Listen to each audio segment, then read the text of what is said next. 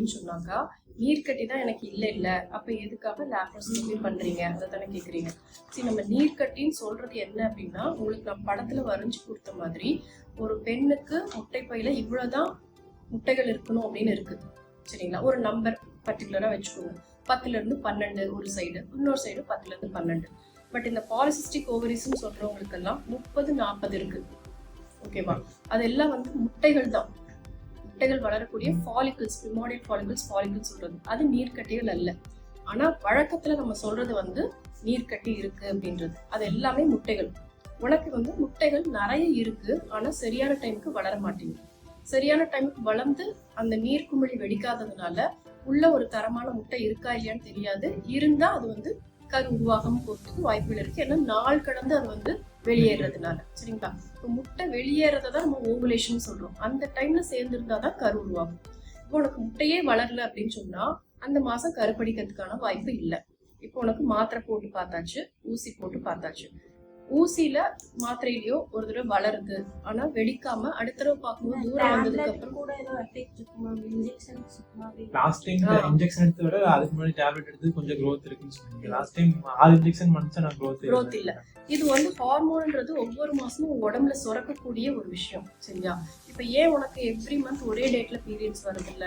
ஒரு நாள் ஒரு மாசம் ஜனவரி 30ல வந்துச்சுன்னா அடுத்த மாசம் வந்து பிப்ரவரியில வராம மார்ச் 15 கூட வருது. இது உனக்கு மட்டும் இல்ல, எல்லாத்துக்குமே இப்படிதான். எல்லா பெண்களுக்கும் கரெக்டா தூரம் வர்றவங்களுக்கு கூட கரெக்டா 28 நாள் வரும்னு சொல்ல முடியாது. ஒரு 2 நாள் முன்ன பின்ன வருது, 40 நாள்ல வருது. சோ அந்த மாசம் சுரக்கக்கூடிய ஹார்மோன்ஸ் எந்த அளவுக்கு வேலை செய்யுதோ அதை பொறுத்துதான் முட்டை வளரும் வெடிக்கும். ஓகேவா, உனக்கு வந்து ரெசிஸ்டண்டா இருக்கு. நீ சொல்ற மாதிரி முட்டைகள்ல கூட வளர்ந்தது ஒரு தடவை, ஆனா அதுக்கப்புறம் 6 ஊசி போட்டு வளரல அப்படிங்கும் போது அது வந்து எதிர்ப்பு சக்தி மாதிரி அந்த டோஸுக்கு அதுக்கு வந்து வேலை செய்யல. சரியா, அப்ப அந்த மெடிசனுக்கு அது ரெசிஸ்டண்டா இருக்குன்னு அர்த்தம். இந்த ஸ்டேஜ்ல தான் நம்ம வந்து லாப்ரோஸ்கோபி சொல்றோம். நீ என்கிட்ட வரும்போதே ஒரு 6 மாசம் முட்டைகள் மாத்திரை சாப்பிட்டு தான் வந்த இல்லையா? ஆமா, 5 months. அப்ப நான் என்ன சொன்னேன், இந்த மாதிரி அடிக்கடி நீ கல்யாண புதுசுலயே போட்டிருக்கப்பா, இது போடாத, கொஞ்சம் ரெஸ்ட் கொடுக்கணும் ஓவரிஸுக்கு. நம்ம ஹார்மோனை குறைக்கலாம், உனக்கு ஹார்மோன் ஜாஸ்தி இருக்கிறதுனாலதான் முட்டைகள் சரியா வளர மாட்டேங்குதுன்னு சொல்லிட்டு உனக்கு வந்து மாத்திரைகள் கொடுத்து அனுப்பிச்சு ஒரு 3 மாசத்துக்கு உனக்கு பீரியட்ஸ் கரெக்டா வந்து வர மாதிரி வச்சிருந்துட்டு அதுக்கப்புறம் தான் மாத்திரைகள் போட்டு பார்த்தோம். மாத்திரைகள் போட்டதுல என்னாச்சு, முட்டை வளர்ந்தது ஆனா வெடிக்கல. அதுதான் அடுத்த மாசம் நீ பீரியட்ஸ் போது ஒரு சிஸ்டா இருந்தது. ஞாபகம் இருக்கா? ஆனா இது வெடிக்கிறதுக்கு இன்ஜெக்ட் பண்ணுச்சுமா, ஆனா வந்து ஸ்கேன் எடுக்கும்போது நீங்க வெடிச்சிருக்கு அப்படின்னா கொலாப்ஸ்ன்னு தான் நம்ம சொல்ல முடியும். சரியா, முட்டை வெடிக்கிறத வந்து ரப்சர்டு கொலாப்ஸ்ன்னு 2 வகையா சொல்லுவோம். சரியா, ஒண்ணு அதை சுருங்கிடலாம், சுருங்கி உள்ள இருக்கிற முட்டையை வெளியே தள்ளலாம், அல்லது இந்த பபுள் வெடிச்சு உள்ள இருக்க முட்டையை வெளியே தள்ளலாம்.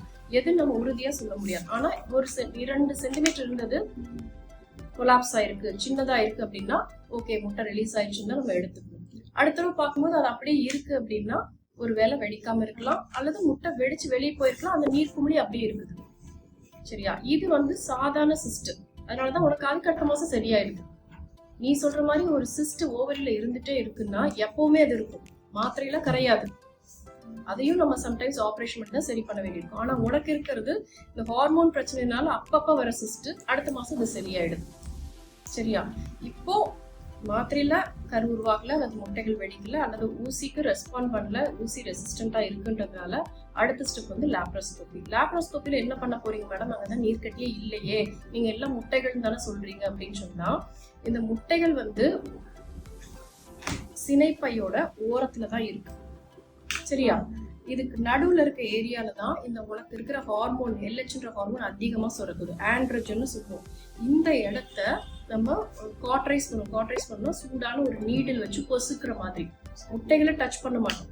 ஓகேவா, நடுவுல இருக்கிற இந்த சர்ஃபேஸ் வந்து ஸ்ட்ரோமான்னு சொல்லுவோம். அதை வந்து நம்ம ட்ரில்லிங்னு சொல்லுவோம் லாப்ரோஸ்கோபில. அந்த மாதிரி பண்ணும்போது உனக்கு தற்காலிகமா, நிரந்தரமா இல்ல, தற்காலிகமா அடுத்த 4-6 மாசத்துக்கு அந்த LH ஹார்மோன் கம்மியா சுரக்கும்.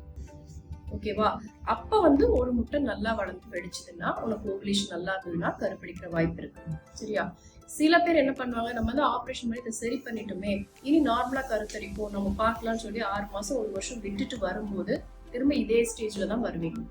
ஸோ தற்காலிகமாக தான் அந்த பிரச்சனை, உங்களோட ஹார்மோனை சுரக்கிறத கம்மி பண்ணும். அந்த டைம்லயே திரும்ப இதே மாதிரி முட்டைகள் வளர்றதுக்கு ஊசியோ மாத்திரையோ போட்டு முட்டைகள் ஓவுலேஷன் பண்ண வச்சு நீங்க கருத்தரிக்கிற மாதிரி பிளான் பண்ணணும். ஓகே, 2 years தான் ஆகுதுன்றதுனால தான் நீங்க வெயிட்டிங் டைம் எடுக்கிறதா தான் எடுத்துக்கலாம்னு சொல்றேன். இப்போ இவளே ஒபீஸா இருக்கா, ரொம்ப குண்டா இருக்கா அப்படின்னா நீ வெயிட் எல்லாம் குறை, அதுலயே சரியாகும். 10% ஆஃப் பாடி வெயிட் கம்மியானாலே உன்னோட பிசிஓடி ப்ராப்ளம் கரெக்ட் ஆகும்.